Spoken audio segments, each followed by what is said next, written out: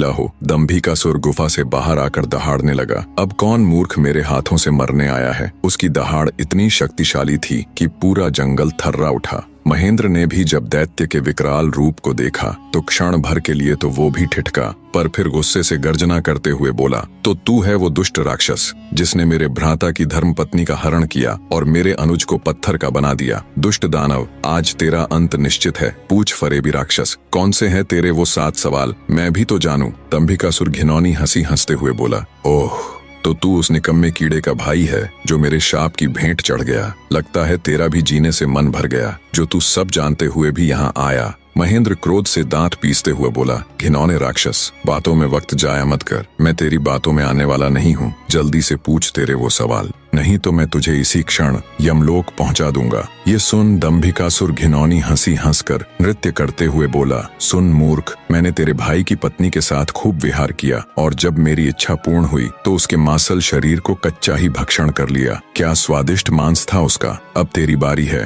पर तुझे तो मैं पत्थर भी नहीं बनाऊंगा, सीधे तेरे टुकड़े टुकड़े कर डालूंगा। दैत्य दंभिकासुर के बोले गए ये बोल महेंद्र की छाती में किसी भाले की तरह लगे। अपने भ्राता की पत्नी के बारे में कहे गए शब्दों से उसके तन बदन में आग लग गई। सब कुछ अच्छे से जानते हुए भी महेंद्र अपने ऊपर काबू नहीं रख सका और दैत्य दंभिकासुर को मारने के लिए तेजी से उसकी तरफ लपका। जैसे ही उसने दैत्य के ऊपर अपनी पूरी ताकत लगा तलवार से वार किया, वैसे ही अपने भाई की तरह पल भर में वो भी पत्थर का बन गया। उसके पत्थर का बनते ही दंभिकासुर हंसते हुए बोला, तुम दोनों भाइयों की किस्मत में यही था कि तुम दोनों युगों युगों तक मेरी गुफा के प्रहरी बनकर रह जाओगे। इतना बुदबुदाकर दंभिकासुर अपनी गुफा में जाता है और राजकुमारी चंद्रकला को भी ये सब बता देता है और कहता है, तेरे दोनों रक्षक तो मेरे सामने ढेर हो गए, अब तू किसकी आस लगाए बैठी है। मूर्ख स्त्री। राजकुमारी चंद्रकला के रो रोकर आंसू सूख चुके थे। अब बचा था तो केवल क्रोध और ज्वाला। जलती हुई आंखों के साथ गुस्से में दहाड़ती हुई राजकुमारी बोली,